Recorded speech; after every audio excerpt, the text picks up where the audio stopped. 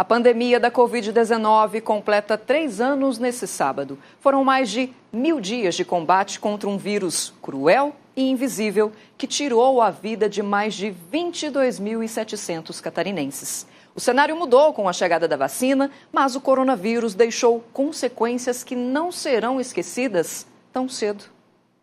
Há 3 anos, a Vitória descobriu que estava grávida e poucos meses depois, a Gabriele nasceu. Uma vida nova em um outro mundo, o da pandemia. Quando ela nasceu, eu estava com Covid.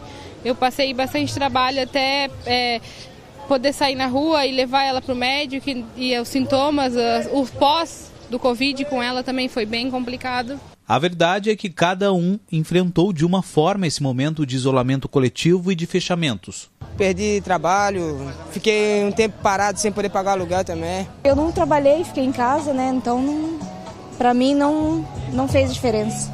Aqui em Santa Catarina, os 2 primeiros casos de Covid-19 foram registrados em março de 2020. Daquele mês em diante, tudo mudou, principalmente com os decretos a cada evolução da doença no estado. Com isso, novos comportamentos surgiram. Eles não devem mudar tão cedo. Este psicólogo comenta que o impacto psicológico por conta da doença deixou todos abalados de alguma maneira, trouxe insegurança. Houve um aumento da ansiedade, estresse, transtornos depressivos, transtorno do pânico, abuso de substância ou dependência química, né? Isso falando principalmente em população adulta e idoso.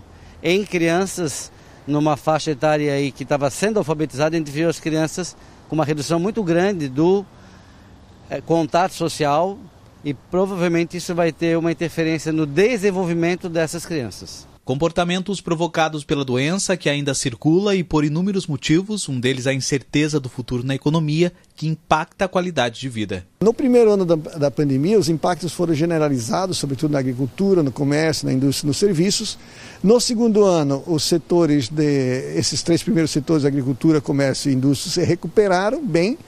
Mas o setor do comércio, que é o principal setor da economia de Santa Catarina, que responde por 65% do PIB, ele só foi se recuperar no último ano, de 2022. A junção da queda da renda média e do desemprego fez com que o percentual de pessoas no estado de pobreza aumentasse. E, consequentemente, a fome também aumentou. A situação pandêmica, com os impactos sociais e econômicos, é registro para quem viveu todas as fases da doença. A pandemia não acabou, tanto é assim que hoje, no estado de Santa Catarina, nós temos mais de 2.400 casos ativos. E a doença ela continua circulando. Obviamente que com o avanço da vacinação, o número de pessoas contaminadas é muito inferior, mas isso não quer dizer que as pessoas têm que relaxar. Ao contrário, elas têm que continuar se vacinando para nós termos uma possibilidade daqui 2 ou 3 anos de eliminar a pandemia. Hoje, mais de 16 milhões de doses foram aplicadas na população catarinense e essa cobertura vacinal é que contribuiu para reorganizar as fases críticas da pandemia. A Ômicron predomina com as suas subvariantes, as vacinas foram adaptadas para essa variante Ômicron, as vacinas bivalentes, e é necessário estar com o esquema atualizado. 3 doses no mínimo para todos a partir de 6 meses de idade. As crianças já foram incluídas, aí nossas coberturas infelizmente ainda não estão ideais.